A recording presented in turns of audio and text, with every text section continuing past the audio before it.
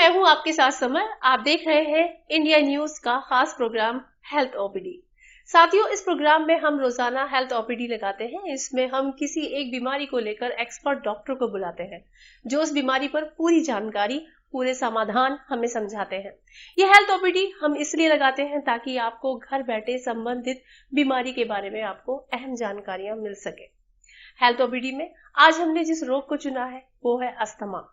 अक्सर हम देखते हैं कि कुछ लोगों को सांस लेने में तकलीफ, सांस फूलना, सीने में जकड़न के साथ खांसी की समस्या देखने को मिलती है। इस तरह की समस्या अस्थमा से पीड़ित रोगियों में देखने को मिलती है। अस्थमा, जिसे आम भाषा में हम दमा भी कहते हैं, ये सांस से जुड़ी एक गंभीर समस्या है जिसके कारण व्यक्ति को काफी दिक्कत का सामना करना पड़ता है। मौसम और प्रदूषण के कारण अस्थमा के लक्षण बहुत गंभीर भी हो जाते हैं, जिनसे कई बार लोगों को अस्थमा अटैक का जोखिम भी पैदा हो जाता है। यहाँ तक कि घर में धूल मिट्टी भी इसका कारण बन सकती है, जिससे बचने के लिए लोगों को हमेशा अपने साथ अस्थमा पंप लेकर घूमना पड़ता है।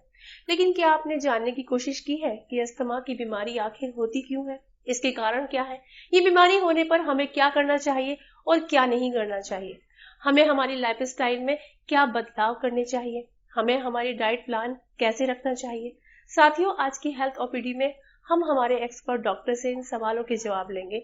आज की हमारी हेल्थ ओपीडी में मौजूद है doctor PP Bose. Thank you India TV, thank you summer, आप लोगों की बहुत बहुत शुभकामनाएं हमारे साथ। डॉक्टर, सबसे पहले हमारे दर्शकों को आप बहुत आसान भाषा में ये समझाइए कि अस्थमा आखिर होता क्या है, ताकि इस बीमारी के बारे में हमारे दर्शक आसानी से समझ सके। देखिए, एस्मा एक हमारी जो वायुमार्ग होती है, जो हवा नली जिसको ब्रोंकियल ट्यूब्स कहते हैं, उसके अंदर सूजन जब होती है तो उसकी हवा नली की जो रेजिस्टेंस है, उसकी जो हवा की जो रफ्तार है, उसकी खराश वो बढ़ जाती है, उसके कारण कठिनाई होती है। तो हवा नली के किसी के कारण सिकुड़न होने के कारण एस्मा के लक्षण पैदा होते हैं और ये पैदाशी बीमारी है और इसके लक्षण होते हैं खांसी, सांस फूलना, सांस आवाजें होना। डॉक्टर, हर बीमारी के अपने कुछ कारण होते हैं। अस्थमा, जिसे कि आम भाषा में दमा भी कहा जाता है, आखिर ये बीमारी होती क्यों है? देखिए, एस्मा जिसको हम ब्रोंकियल एस्मा कहते हैं, जैसे मैंने आपको बोला, ब्रोंकियल ट्यूब्स के अंदर होता है, वायुमार्ग के अंदर होता है। ये पैदाशी होती है, हमारे खून के रिश्तेदारों में से हमें ये जेनेटिक तौर पे मिलता है। बट हर एक के अंदर वो उस तरह की जेनेटिक टेंडेंसी होती है। बट अगर जेनेटिक टेंडेंसी के साथ साथ अगर कुछ ट्रिगर्स होते हैं, ट्रिगर्स मतलब कोई रासायनिक ट्रिगर, चाहे पोल्यूशन हो, धूल मिट्टी हो, डस्ट माइट्स हो, पोलन्स हो या कोई फंगस हो, अगर आपकी रहन सहन ठीक ना हो, अगर वातावरण में कुछ इस तरह की चीज़ें उड़ने वाली चीज़ है तो आपकी हवा नली थोड़ी ज़्यादा संवेदनशील हो जाती है। तो बट पारिवारिक इनहेरिटेंस होना बहुत ज़रूरी है। तो ये जेनेटिक टेंडेंसी है, बट माहौल के साथ वो बढ़ता रहता है। डॉक्टर, बहुत से लोगों का ये मानना है कि अस्थमा में हमारे फेफड़े काफी प्रभावित होते हैं, क्या ये सच है? और अगर ऐसा होता है तो उसकी वजह क्या है? देखिए, एस्मा जैसे मैंने आपको बोला है कि ये पैदाशी बीमारी है, ये खून के रिश्तेदारों में होता है। ये मतलब रिवर्सिबल डिजीज है, मतलब सीजन के साथ साथ कुछ ट्रिगर्स, कुछ रासायनिक ट्रिगर के साथ साथ ये बढ़ता है, अपने आप ठीक भी हो सकता है और दवाई के साथ भी ठीक होता है। ये रिवर्सिबल डिजीज है, बट इसमें आपकी फेफड़े की कोई कमी नहीं होगी अगर आप प्रॉपर उचित इलाज लेंगे। अगर उचित इलाज लेंगे तो एकदम नॉर्मल, मतलब बहुत ही अच्छी ज़िंदगी बिता सकते हैं और आपको कोई कमी नहीं हो सकती है।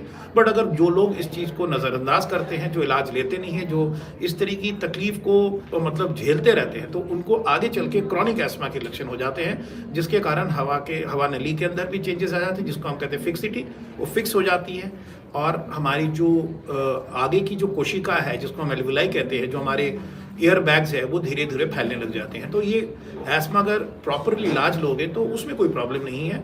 जो लोग इसको नहीं इलाज लेते हैं या जो इलाज को इग्नोर करते हैं या जिनको एक्सेस नहीं है, जो समझ नहीं पाते हैं, लोग सोचते हैं कि सिंपल कोल्ड एंड कफ है, उनको आगे चल के लॉन्ग टर्म एस्मा की कॉम्प्लिकेशन हो सकता है, तब जाके वो क्रॉनिक एस्मा में बदल जाता है, जिसको हम COPD कहते हैं या क्रॉनिक ऑब्स्ट्रक्टिव पल्मोनरी डिजीज कहते हैं। अदरवाइज एस्मा बहुत ही सिंपल साधारण बीमारी है जो बिल्कुल रिवर्सिबल है।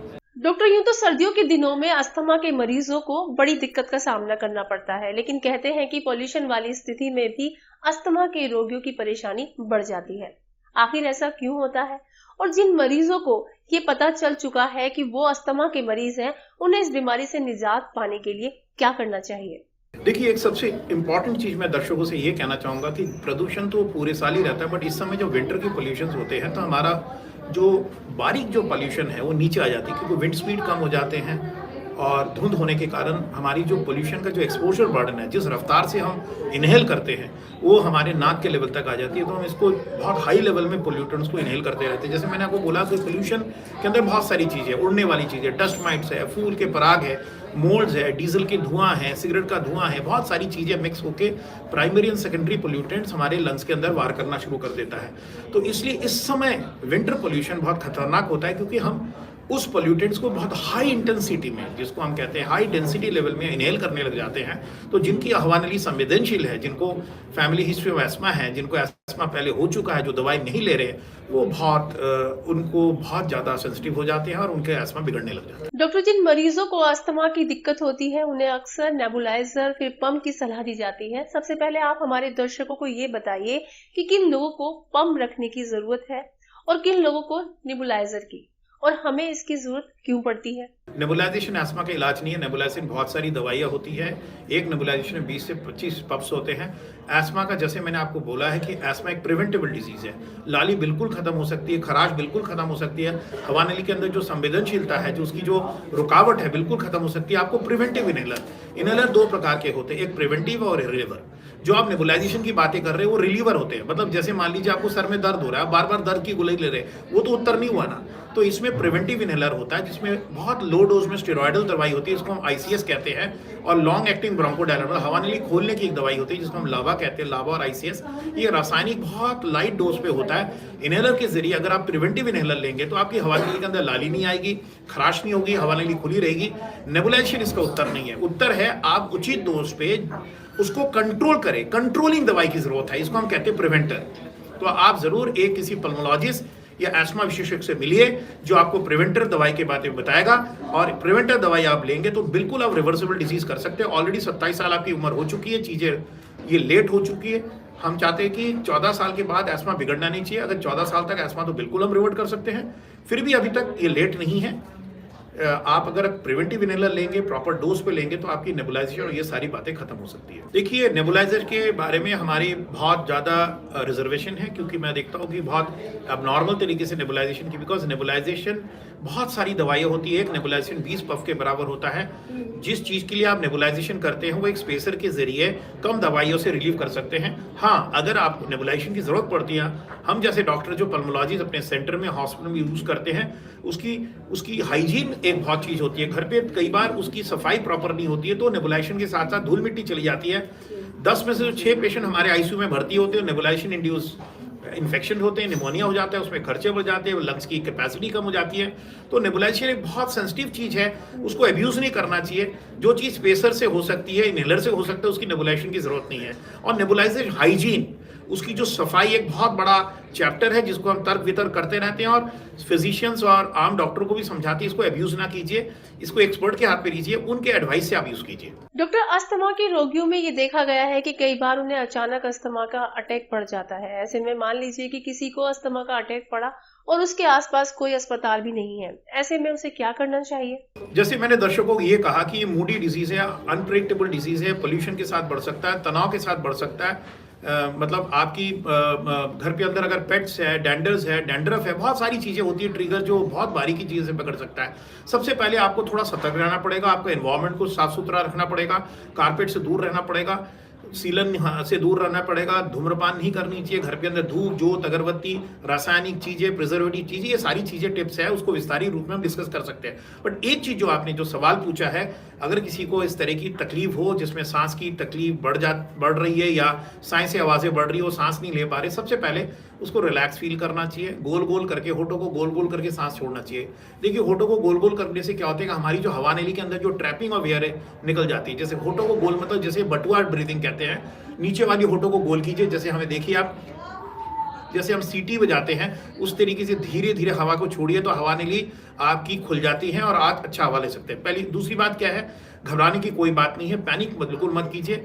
आपके पास अगर कोई रिलीवर इनहेलर है, जिसके जो हम रिलीवर कई नाम से आते हैं, जिसके अंदर मतलब हमारे, जिसको हम बीटा एगोनिस्ट कहते हैं, एस्थलीन, वेंटोलिन, एस्थलीन, डिओलिन, इस तरह की कई तरह हमारे देश में दवाइयाँ मिलती हैं जो हवा नली को खोल देता है। ब्रोंकोडायलेटर कहते हैं इसको। ब्रोंकोडायलेटर मतलब हवा नली, या आप स्पेसर के जरिए या पंप के जरिए धीरे धीरे गहरी गहरी अगर सांस लेंगे, एट ए टाइम अगर 4 पफ ले लेंगे 1-1 मिनट बाद, और 1 घंटे में अगर 16 पफ लेंगे तो आप बिल्कुल ठीक हो सकते हैं। तो आपको पैनिक करने की कोई ज़रूरत नहीं है, कोई भागा-दौड़ी की कोई ज़रूरत नहीं है, कोई अस्पताल की ज़रूरत नहीं पड़ती। आप धैर्य रखिए, चीज़ों को ध्यान से रखिए, थोड़ी सी माहौल को ठीक रखिए, खुली हवा आने दीजिए, पर्सली ब्रीदिंग कीजिए, और रिलीवर इनहेलर को स्पेसर के जरिए, स्पेसर एक प्लास्टिक बॉटल जैसा होता है जिसके जरिए धीरे धीरे सांस को इनहेलर के जरिए लीजिए। इसको रिलीवर इनहेलर कहते हैं। जैसे मैंने बोला, कई सारी कंपनियां बनाती है, बेसिकली ये एस्टेलिन या वेंटोलिन या ड्यूलिन के नाम से हमारे देश में पाया जाता है। डॉक्टर बस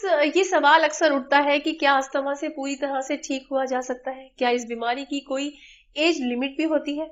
देखिए, जैसे मैंने आपको बताया कि 2 प्रकार के एस्मा आता है। यूजुअली एस्मा कम उम्र में शुरू हो जाती है, ये हमारे परिवारों में चलता है, बट कुछ एस्मा कम उम्र में शुरू हो जाती है, चाइल्डहुड एस्मा कहते हैं। कुछ एस्मा थोड़े से एडल्ट एज में शुरू होता है, बट इसकी मतलब दोनों के अलग अलग सिचुएशंस होते हैं। जो चाइल्डहुड एस्मा में एलर्जी का कंपोनेंट ज़्यादा होता है, मतलब उसके अंदर नज़ला, जुकाम, खांसी, एलर्जिक कंपोनेंट जिसको कहते हैं, कि बॉडी की जो रासायनिक जो कोशिका है वो ज़्यादा गंभीर तरीके से असर करती है, तो वो एलर्जिक होता है यूजुअली, और उसके जो रिजल्ट्स अच्छे होते हैं अगर हम ढंग से उसको इलाज करें। और 14 साल से पहले अगर हम बहुत ही मॉनिटरिंग करें एक चाइल्डहुड एस्मा को, ठीक भी हो सकता है। कई बार हम क्योर की बात भी करते हैं, बट जो एडल्ट ऑनसेट एस्मा होता है वो कई बार परसिस्टेंट करता है, उसमें कई सारे फैक्टर्स होते हैं, तब तक वो बॉडी के अंदर कई मॉडिफिकेशंस हो जाती हैं। बट आज की तारीख में जो साइंस है, जो इनहेलर के डोज है, जो जिस तरीके से हमारी साइंस तरक्की की है, जिसको हम डिलीवरी डिवाइसेस कहते हैं, जो रासायनिक दवाइयाँ आई है अलग अलग तरीके से, हम बहुत ही सुरक्षित और एक संतुलन जिंदगी बिता सकते हैं, जिसमें आपको बिल्कुल कोई अटैक्स के हमें बिल्कुल सारे अटैक को हम रोक सकते हैं। तो उस तरह की साइंस आ गई है, उसको हम इनहेलर कहते हैं, और इसमें दवाइयाँ बहुत ना के बराबर होती है और सीधी हवानली में जाती है। अलग अलग तरीके हैं, आप ब्रेथ एक्चुएटेड डिवाइसेस आते हैं आजकल, स्पेसर के जरिए दे सकते हैं, ड्राई पाउडर के जरिए दे सकते हैं, बट कोई भी तरीका आप लीजिए, उसको फॉलो करना चाहिए। अगर आप फॉलो करेंगे तो एस्मा देखिए क्योर तो नहीं होगा ये बीमारी जैसे मैं, बट आप कंट्रोल कर सकते हैं। जैसे लोग ब्लड प्रेशर की दवाई खाते हैं, ब्लड प्रेशर को कंट्रोल करिए, शुगर को दवाइयाँ खाते हैं, बट इससे अगर आप कंट्रोल करना सीख जाएंगे तो पूरी जीवन आपकी जीवन में की जो लॉन्जिविटी और क्वालिटी में कोई कमी नहीं रहती है। आप दौड़ सकते हैं, खेल सकते हैं, कुछ भी कर सकते हैं। बहुत सारे क्रिकेटर्स हैं, फुटबॉलर्स हैं, जो एस्थमेटिक्स है, जो दौड़ते हैं, पूरी जीवन एकदम खुशहाल से जिया है, उनको कोई कमी नहीं हुई है। डॉक्टर बोस, गर्मियों के मुकाबले कहते हैं कि सर्दियों में अस्थमा की समस्या ज्यादा बढ़ जाती है। गर्मियों में धूल, मिट्टी, आंधी, लू, या फिर यूं कहें कि पॉल्यूशन की वजह से अस्थमा के मरीजों को दिक्कत हो जाती है। ऐसे में इससे कैसे बचा जा सकता है? यानी अस्थमा के मरीजों को अलग अलग मौसम में किन बातों की सावधानियां बरतनी चाहिए? देखिए, क्या होता है कि हर एस्मा की, जिसको हम कहते हैं, अलग अलग छवि होती है, जिसको हम फिनोटाइप होती है, शक्ल सूरत होती है। होता तो एस्मा सारा हवानली के ऊपर दोष, जैसे हवानली के ऊपर दोष होता तो सांस से आवाजें, खांसी और इस तरह के लक्षण होते हैं, बट हर एक की अलग अलग शक्ल सूरत होती है। कुछ एस्मा होता है एलर्जिक एस्मा है, जैसे मैंने बोला। कुछ एस्मा गर्मियों में भी होती है, गर्मियों में ह्यूमिडिटी के साथ होती है। ह्यूमिडिटी मतलब जैसे मान लीजिए जैसे रेन्स के बाद जो ह्यूमिडिटी होती है, उस समय एस्मा की ह्यूमिडिटी हमस एस्मा को खराब करता है। कोई विंटर के साथ होता है, क्योंकि विंटर के पोल्यूशन के साथ ट्रिगर करता है। कुछ एस्मा होते हैं पोलन रिलेटेड, जैसे पोलन आपने जैसे जो फूलों के जो रेणु होती है, पराग उड़ते हैं, वो वसंती ऋतु में भी उड़ सकते हैं और ये शरद ऋतु में भी उड़ सकते हैं। कुछ पोलेंस के साथ हो सकते हैं। कुछ मान लीजिए हमारे बाकी रासायनिक चीज आके ऑक्यूपेशन के साथ हो सकता है, जैसे मान लीजिए कोयले के खान में काम करते हैं, गन्ने के खेत में काम करते हैं, या बर्ड्स पालते हैं, या आपके, तो डिपेंड करता है कि आपका माहौल क्या है, आपका ऑक्यूपेशन क्या है, आप किस परिस्थिति में है। ऐसा नहीं है कि विंटर के साथ होता है या समर के साथ होता कभी भी हो सकता है। सिर्फ हमें देखना पड़ेगा हमारी कौन सी फिनोटाइप, हमारी कौन सी छवि है, हमारी कौन से ट्रिगर्स है। उसके लिए एक मीटर होता है जिसको हम कहते हैं ब्रेदोमीटर। एक छोटा सा ऐसा मीटर जैसा होता है, उस ब्रेदोमीटर से सुबह शाम अगर फूंक मारेंगे तो आपको पता चल जाएगा एक साल में कि आपकी डिप कब होती है। क्योंकि डिप होने, बहुत गंभीर डिप होने से पहले अगर थोड़ा सा भी अगर कंजेशन होने से, जैसे शुगर वालों के ग्लूकोमीटर से अपना शुगर चेक कर सकते हैं, वैसे हमारे पास पीक फ्लोमीटर है या ब्रेदोमीटर है, जिससे हम एस्मा को मॉनिटर कर सकते हैं। तो दर्शकों में यही कहना चाहूंगा, ऐसा नहीं है गंभीर एस्मा गंभीर बीमारी है या विंटर या गर्मियों में होता है। सिर्फ हर एक की अलग अलग पहचान है। आप देखिए कौन सी चीजें ट्रिगर करती है। कुछ फूड रिलेटेड भी हो सकती है, तो आपको अपनी चीज़ों के बारे में जानना चाहिए, सतर्क होना चाहिए और थोड़ा सा डिटेक्टिव प्ले करना चाहिए और डॉक्टरों से डिस्कस करके वो उसको प्लान करना चाहिए। डॉक्टर बोस, अब तो देखा गया है कि छोटे बच्चों को भी अस्थमा हो रहा है। हमारे दर्शकों को आप ये बताइए कि आखिर छोटे बच्चों को कैसे अस्थमा से बचाया जा सकता है। देखिए, जैसे मैंने आपको बताया कि बच्चा एक गोद के बच्चे को भी हो सकता है, ये जेनेटिक है, ये परिवारों में रन करता है। अगर बच्चों को एस्थमेटिक है तो सबसे पहले प्रॉपर एक्सपर्ट के साथ पल्मोलॉजी से मिलकर उनका एस्थमा का एक्शन प्लान करना चाहिए। बिकॉज जैसे मैंने बोला, ऐसा नहीं है कि बच्चों को एस्थमा है तो उसको इलाज नहीं करना चाहिए। आज की तारीख में हफ एंड पफ किट बच्चों का एक डिवाइस आ चुका है जिसके जरिए बहुत आसानी से हम दवाई को पहुंचा सकते हैं। बट उसके साथ साथ कुछ चीज़ें और भी मैं कहना चाहूँगा। कई बार हमने देखा कि बच्चों के आसपास में बहुत सारे ट्रिगर्स होते हैं जिसमें बढ़ जाता है। जैसे मान लीजिए बच्चों के साथ पेट्स होते हैं। पेट्स के साथ क्योंकि हम लोग स्वेट करते हैं, पेट्स अपने शरीरों को चाटते रहते हैं, उनकी जो थूक और बालों के साथ छोटे छोटे पार्टिकल्स बनते हैं, डेंडर। तो पेट के साथ बच्चे को नहीं बढ़ने देना चाहिए अगर एस्थमेटिक हो। कुछ बच्चे सॉफ्ट टॉय से खेलते हैं, उसमें धूल मिट्टी अट्रैक्शन हो जाती है, उससे भी बिगड़ जाते हैं। कुछ लोग कारपेट में बैठे खेलते हैं, कारपेट के अंदर डस्ट होता है, उससे भी डस्ट माइट्स ये भी ट्रिगर करता है। कई बार मैंने देखा मदर स्पेशली नहाने के बाद बहुत ज्यादा पाउडर छिड़कते हैं, उससे भी वो हमारे लिए भी जाके ट्रिगर करता है। तो आपको ये सब चीजें, ये ट्रिगर से बचाना चाहिए। धूप, अगरबत्ती, पाउडर, डैंडर, कारपेट डस्ट, और बच्चों को एकदम फ्री रखना चाहिए ताकि फ्लो ऑफ एयर अच्छा हो। तो ट्रिगर के बारे में भी सोचना चाहिए। और कई बार थोड़े से बड़े बच्चे प्रिजर्वेटिव, कैंडी, चॉकलेट खाते हैं, उससे भी बढ़ सकता है। तो मेरे ख्याल से अगर एस्थमा है तो एक्सपर्ट से कांटेक्ट कीजिए, उसकी प्रॉपर इलाज कीजिए और ट्रिगर से भी बचिए। डॉक्टर कहते हैं कि हर बीमारी में हमें अपने खान पान का ध्यान कायदे से रखना चाहिए। जहां तक अस्थमा का सवाल है तो आप हमारे दर्शकों को समझाइए कि इस बीमारी में उन्हें क्या डाइट प्लान रखना चाहिए। साथ में ये भी समझाइएगा कि अस्थमा के मरीजों को किन चीजों के सेवन से दूरी बनाकर रखनी चाहिए। देखिए, एस्थमा या कोई भी अच्छी जीवन जीने के लिए आपको एक अच्छी डाइट की जरूरत पड़ती है। रादर मैं डाइट नहीं कहूँगा, न्यूट्रिशन करूँगा। आहार बहुत संतुलित होना चाहिए। जैसे हम 5 चीज़ों से बने हैं, 5 तंत्रों से बने हैं, हम 5 चीज़ों की जरूरत है: carbohydrate, protein, fat, vitamin, minerals and fibres. वैसे एक संतुलित आहार होनी चाहिए। बट कुछ चीज़ें ना होनी चाहिए एस्थमेटिक में, जैसे प्रिजर्वेटिव बेस्ड फूड्स, डब्बे वाली जूस, एरेटेड ड्रिंक्स, मेटाबाइल सल्फाइड, जो चाइनीज सॉस, ये सब एग्रेवेट कर सकता है। तो रासायनिक चीज़ें यूज़ नहीं करना चाहिए, वर्क वाली चीज़ें यूज़ नहीं करनी चाहिए, नॉर्मल नेचुरल फूड लेना चाहिए। और आहार तो इसको अवॉइड करना चाहिए। और कुछ चीज़ें हैं जिससे एक रासायनिक चीज़ें निकलती है जिसको हम कहते हैं सेरोटोनिन, वो एस्थमा को एग्रेवेट कर सकता है। जैसे केला, अंगूर होता है, उसको अवॉइड कर सकते हैं। बट हर एक एस्थमा की इलाज पहचाने में ऐसी देखा जाए तो ऐसी कोई फूड की रेस्ट्रिक्शन जरूरत नहीं पड़ती। अगर आपको बहुत हाई एलर्जिक एस्थमा है तो हम कई बार फूड एलर्जी टेस्ट करके पता करते हैं किससे एलर्जी है। बट जैसे मैंने आपको बताया कि अगर आप सिंथेटिक चीज़ें नहीं देंगे, एरेटेड चीज़ें नहीं देंगे, रासायनिक चीज़ें नहीं देंगे, एक संतुलित भोजन एस्थमा के लिए अच्छा है और हर एक के लिए अच्छा है। कोई अलग स्पेसिफिक आहार की जरूरत नहीं पड़ती है। डॉक्टर बोस, कई बार ऐसा भी देखा गया है कि ज्यादा सीढ़ियां चढ़ने पर या फिर ज्यादा देर तक बोलने में भी अस्थमा के मरीजों की दिक्कत बढ़ जाती है। ऐसी स्थिति में आप क्या सजेस्ट करेंगे, उन्हें क्या करना चाहिए? अच्छी तरीके से कंट्रोल करेंगे तो रिवर्सिबल है। तो उसके अंदर बहुत अच्छी एक जीवन शैली के अंदर एक प्रोटोकॉल फॉलो, अनुशासित होना पड़ता है। ब्रीदिंग एक्सरसाइज अच्छी तरह चलेंगे, अगर धूम्रपान नहीं करेंगे तो एस्थमा रिवर्सिबल है। बट मान लीजिए कोई एस्थमा किसी कारण से बिगड़ गया, जो वो चीज़ हो नहीं पाई, चाहे उसके जीवन काल में बहुत सारी बातें ऐसी हुई जिसके कारण उसका वजन बढ़ गया, या धूम्रपान करते थे आज छोड़ गए, तो एस्थमा कॉम्प्लिकेट कर गया। आप ऐसी स्थिति की बात कर रहे हैं, तब वो चीज़ें गंभीर हो जाती है। उसके लिए भी बहुत साइंस तरक्की कर चुकी है, उसमें भी अलग अलग दवाई आ चुकी है। बट सबसे इंपॉर्टेंट चीज़ मैं आपको कहूँगा कि अगर ऐसी स्थिति हो तो आप एक्सपर्ट से जुड़िए, ट्रीटमेंट को मॉडिफाई कीजिए। और जो मॉडिफिकेशन चीज़ें हैं, जैसे अगर मान लीजिए उनको एस्थमा हो रहा है, प्रोफेशन ऐसा है, चढ़ना पड़ रहा है, उसमें उनको तकलीफ हो रही है, तो रिलीवर इनहेलर की जो बात मैंने कही है, एस्थिलीन, डिओलिन और ये जो वेंटोलिन तरीके की जो ब्रोंकोडायलेटर है जिसको हम बीटा एगोनिस्ट कहते हैं, जो इस तरह की इनहेलर आप जेब में रखिए। उसको कोई भी एक्टिविटी करने के बाद 2 पफ ले सकते हैं जिसकी आपकी हवा नली खुल जाती है, और 5 से 6 घंटे आप संतुलन महसूस कर सकते हैं। तो रिलीवर इनहेलर को कैरी करना चाहिए। बट फिर भी मैं कहूँगा, जो एस्थमा बिगड़ जाता है, कोई समय के साथ बिगड़ता रहता है, उसमें बहुत सारी बातें होती है। हमें एक अच्छी लंग रिहेबिलिटेशन प्रोग्राम की जरूरत पड़ती है, एक ब्रीदिंग एक्सरसाइज की जरूरत पड़ती है, सपोर्ट की हमें देखना पड़ता है। कि कई बार हम सोचते हैं कि सांस फूल रही है, बट उसमें बहुत सारे वेरिएबल्स होते हैं। हो सकता है आपके उसके अंदर हीमोग्लोबिन कम है, उसको इंप्रूव करना चाहिए।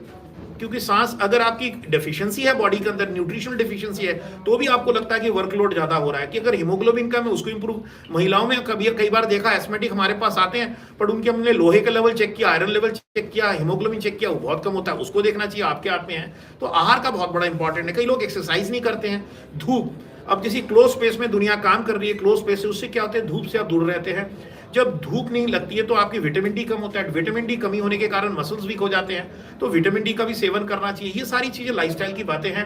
ये फिटनेस होनी चाहिए, आइडल वेट होना चाहिए, वॉक करना चाहिए, और उसके साथ ब्रीदिंग एक्सरसाइज का बहुत इंपॉर्टेंट रोल है। और ये सारी चीजें बहुत इंपॉर्टेंट रोल प्ले करता हूं। मैं एक सिंपल चीजें मैं कहता हूं दर्शकों को जो कर सकते हैं, जैसे हमारे देश ये स्पिरिचुअलिटी में बिलीव करता है, डिवाइन, संग बजाना, जैसे कॉन्शियल बजाना, एक बहुत अच्छा लंग एक्सरसाइज है, इसको प्रैक्टिस करना चाहिए। बांसुरी बजाना, तो एनीथिंग जो लंग्स की एक्सपेंशन बढ़ाता है, जो लंग्स की जो एक्सेलेशन बढ़ाता है, सांस छोड़ने की प्रक्रिया बढ़ाता है, इसको प्रैक्टिस करना चाहिए। क्योंकि लंग्स के दो कंपोनेंट, सांस लेना, सांस छोड़ना। अगर सांस छोड़ना और एक्सेलेशन आप बढ़ाएंगे बाय टेक्निक से, जिसको हम कहते हैं, ये सारी चीजें जो मैंने बताई है ब्रीदिंग टेक्निक से, तो आप ये चीजों से जूझ सकते हैं। डॉक्टर बोस, अक्सर ये भी देखा गया है कि कई पेशेंट जब डॉक्टर के पास जाते हैं तो वो बताते हैं कि उन्हें सांस की प्रॉब्लम है। आपका क्या नजरिया है? ऐसा कौन सा टेस्ट है जिससे पता लगाया जा सके कि उनका एनर्जी लेवल कितना हाई है, और उस टेस्ट से अस्थमा के बारे में भी जानकारी मिल सके? मॉनिटर है जो आपके पास हो सकता है, 300-400 रुपए का होता है, जिसका नाम है ब्रेदोमीटर या पीक फ्लोमीटर, जैसे एक ग्लूकोमीटर के जैसे, वो से आप नाप सकते हैं हर डॉक्टर के पास। बट अगर आप स्पेशलिस्ट डॉक्टर के पास आएंगे, उनके पास एक मशीन होती है जिसको हम कहते हैं लंग फंक्शन मशीन या PFT machine, pulmonary function machine, जिससे आप कितनी ऑक्सीजन की, कितनी हवा नली के अंदर उसकी जो वायु मार्ग में रेजिस्टेंस है, वो कसाव है, उसको नाप सकते हैं, और कितनी उसमें सुधार हो रही है दवाई के साथ, रिवर्सिबिलिटी भी चेक कर सकते हैं। तो पल्मोनरी फंक्शन टेस्ट के जरिए हम जान सकते हैं। आज की तारीख में एलर्जी को नाप सकते हैं हम कोशिका के लेवल में।